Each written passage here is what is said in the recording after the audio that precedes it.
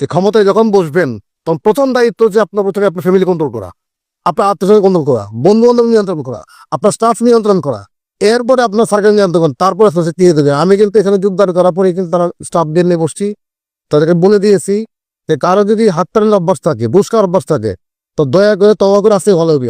আর আমার সামনে যদি ধরা পড়েন আর যদি অভিযোগ প্রমাণিত হয়, তাহলে ওই যে একটা শব্দ বিশ্রাম জীবন করে দিব, আপনাদের একদম জেলে ঢুকে দেবো, এখান থেকে যাও একদম জেলে ঢুকে দেবো। আর আমার স্টাফদের ভালোভাবে আচরণ করবে, ভালোভাবে সার্ভিস দিবে, তার জন্য আমি এখান থেকে চলে গেলেও ওর জন্য থাকবো। যে আমি এখান থেকে চলে গেলেও ওই স্টাফের যদি কোনো প্রয়োজন পড়ে ব্যক্তিগত যে কোনো বিষয়ে, তার জন্য আমি থাকবো। আর যে কিছু করবে যদি প্রমাণিত হয় ধরি, তাহলে কিন্তু ওর জীবন শেষ, ওখানে জেলে ঢুকে দেবো। কারণ আমি যেহেতু নিজে কোনো দুর্নীতি করি না, ঘুষ খাই না, আমি কারো খাইতেও দেবো না।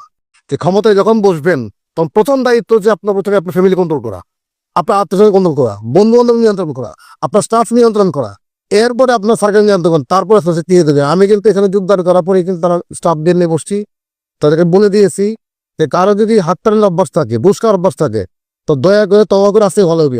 আর আমার সামনে যদি ধরা পড়েন আর যদি অভিযোগ প্রমাণিত হয়, তাহলে ওই যে একটা শব্দ বিশ্রাম জীবন করে দিব, আপনাদের একদম জেলে ঢুকে দেবো, এখান থেকে যাও একদম জেলে ঢুকে দেবো। আর আমার